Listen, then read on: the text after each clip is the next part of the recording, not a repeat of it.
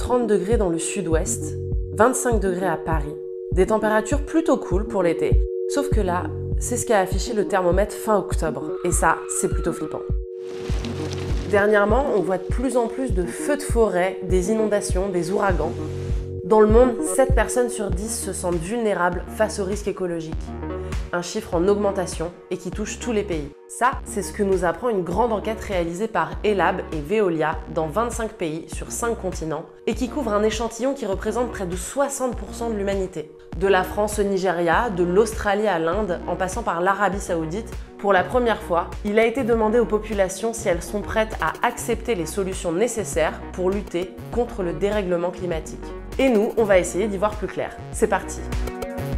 Déjà, quand on parle d'écologie, on nous montre souvent des images qui nous opposent.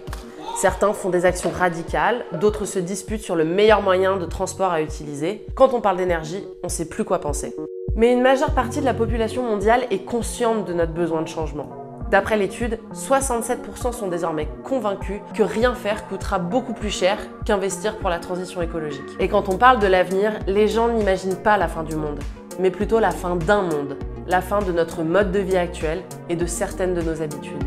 Et ça, la plupart des individus sur Terre sont prêts à l'accepter. Une personne sur 2 estime qu'il faut changer profondément nos habitudes et aller vers plus de sobriété.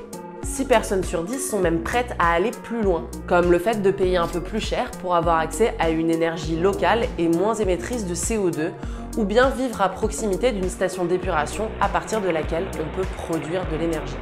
Aujourd'hui, de nombreuses solutions existent, nous permettant d'agir. Quand on recycle nos déchets, qu'on se chauffe avec des eaux recyclées, qu'on utilise des énergies renouvelables, tout ça fait partie des solutions pour réduire le dérèglement climatique. Et d'après l'enquête, c'est parce qu'on parle peu de ces solutions que 6 habitants de la planète sur 10 ont du mal à s'imaginer à quoi peut ressembler le monde d'après.